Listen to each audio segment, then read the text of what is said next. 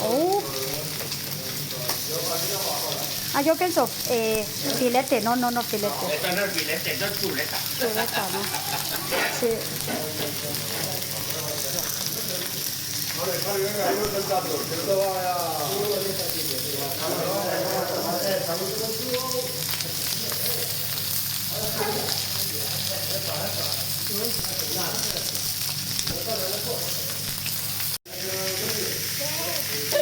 A ver, espera.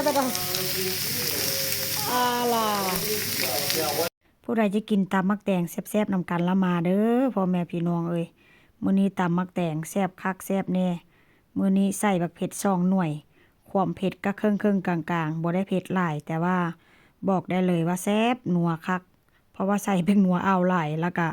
มื้อนี้ก็ตำใส่ปลาร้าแซ่บไหมพี่น้องกินยามใดแซ่บยามนั้นมาเบิ่งน้ำจิ้มซีฟู้ดนำกันเด้อพี่น้องหน้าตาน่ากินอะแท้ว่ามื้อนี้ค่อยตำใส่ก้านผักชี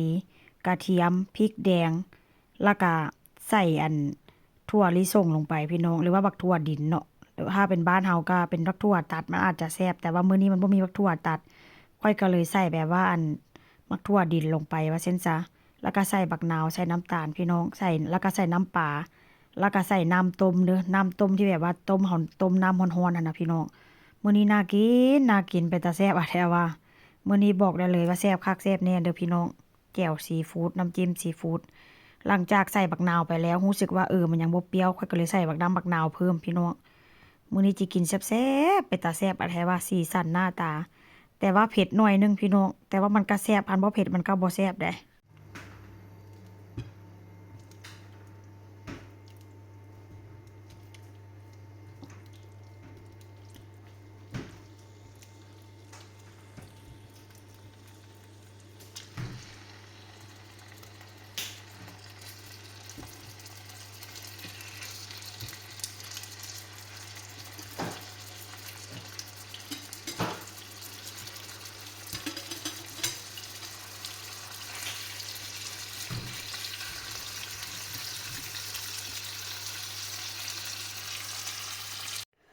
มาเด้อพี่น้องกินข้าวเที่ยงนำกัน